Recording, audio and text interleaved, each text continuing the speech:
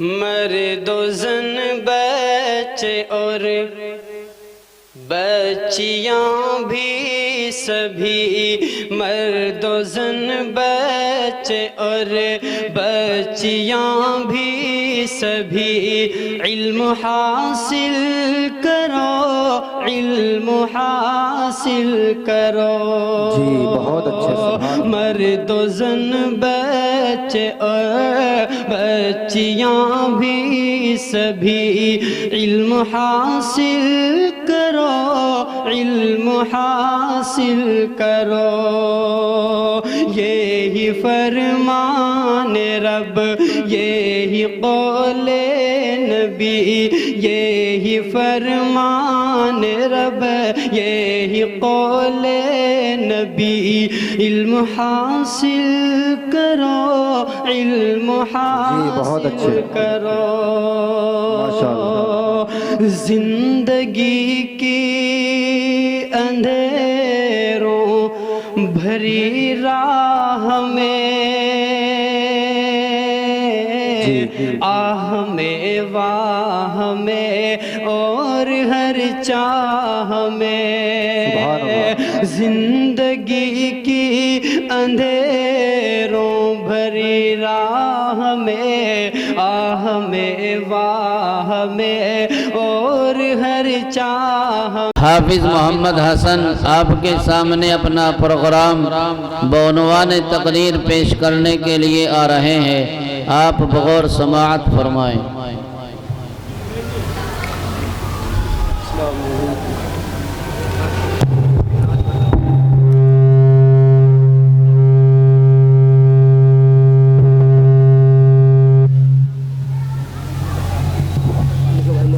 بسم اللہ الرحمن الرحیم، بیٹھ جاؤ۔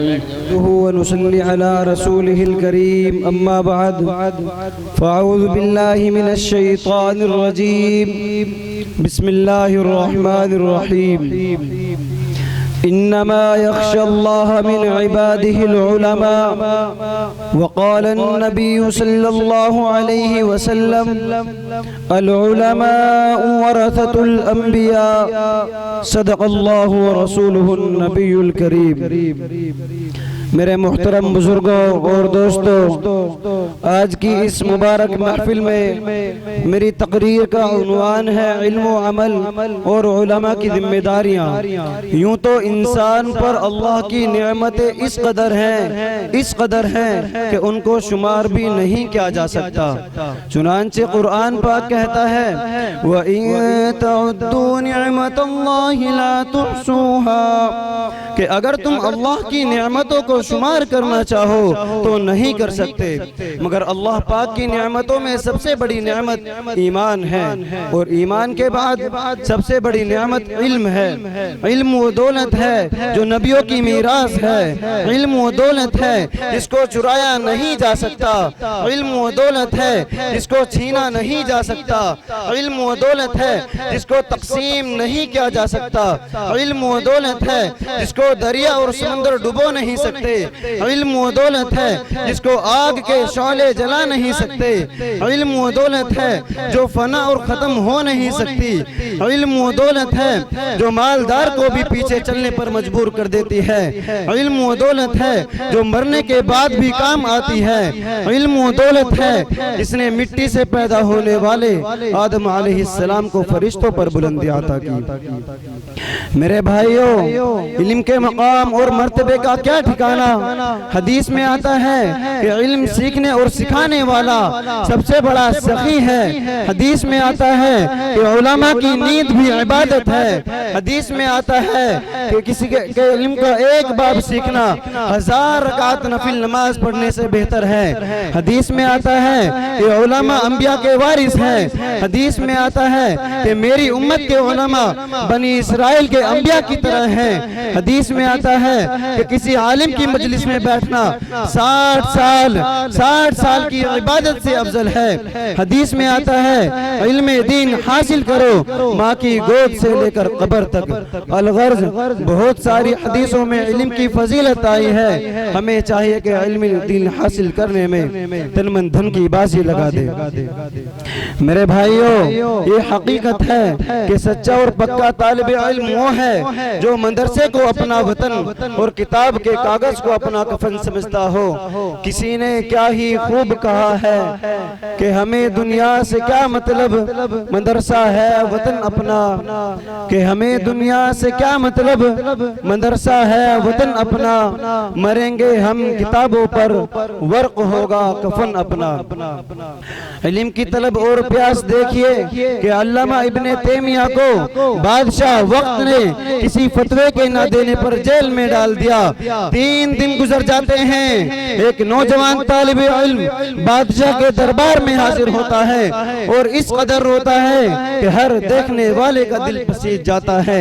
کبھی امید لگائی جاتی ہے کہ بادشاہ سلامت اس کی مراد کو ضرور پورا کریں گے۔ جب بادشاہ کی نظر اس پر پڑتی ہے تو کہا جاتا ہے آپ اتنے کیوں رو رہے ہو، بتاؤ تو صحیح، آپ کی مراد ضرور پوری کی جائے گی۔ تو نوجوان طالب علم فریاد کرتا ہے کہ میرا 3 دن سے سبق چھوٹ رہا ہے، مجھے جیل خانے میں بھیج دیا جائے، میں جیل خانے کی مشقتیں برداشت کر لوں گا اور اپنے استاد محترم علامہ ابن تیمیہ سے وہیں پر سبق پڑھ لیا کروں گا۔ اے کاش پروردگار عالم ہم سب کو علم کی ایسی سچی اور پکی طلب نصیب فرمائے۔ میرے بھائیوں، علم کے ساتھ عمل کی بے انتہا ضرورت ہے۔ ایک بزرگ فرماتے ہیں کہ علم عمر کا دروازہ کھٹکھٹاتا ہے، کھل جائے تو داخل ہو جاتا ہے ورنہ رخصت ہو جاتا ہے۔ علم بغیر عمل کے وبال جان ہے، علم بغیر عمل کے ایسا ہے جیسا کہ درخت بغیر پھل کے، جس طرح چراغ بغیر جلے روشنی نہیں دیتا، علم بھی بغیر عمل کے روشنی نہیں دیتا۔ بے عمل عالم کی مثال اس گدھ کی سی ہے جو فضا میں اڑتا ہے مگر مردار کھاتا ہے۔ قرآن پاک میں بے عمل علماء کو ان گدھوں کے ساتھ تشبیہ دی گئی ہے جن کے اوپر بوجھ لدا ہوا ہو۔ شیخ سعدی رحمت اللہ علیہ فرماتے ہیں علم چندہ کے بیشتر خانی، چو عمل در تو نیست نادانی، نہ محقق بود نہ دانشمند، 4 پائے برو کتابیں چند۔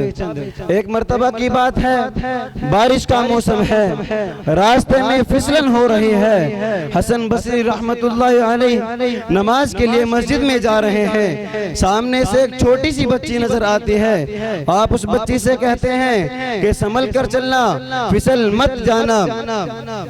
تو وہ بچی جواب دیتی ہے کہ میرے پھسلنے سے میری ذات کا نقصان ہوگا، لیکن جناب آپ مت پھسل جانا، اس لیے کہ آپ کے پھسلنے سے پوری قوم و ملت کا نقصان ہوگا۔ میرے بھائیوں، قوم و ملت کو علم پر عمل کرنے والے علماء کی بے انتہا ضرورت ہے۔ تاریخ گواہ ہے کہ جب بھی اس امت کی کشتی بھور میں پھنسی ہے تو ان بوریوں پر بیٹھنے والے علماء اور اہل اللہ نے انہیں ساحل پر لگایا ہے۔ باطل نے اگر اپنے مادی اور طاقت کا استعمال کیا تو ان علماء نے اپنی زبان کی قوت اور قلم کی طاقت کا استعمال کیا۔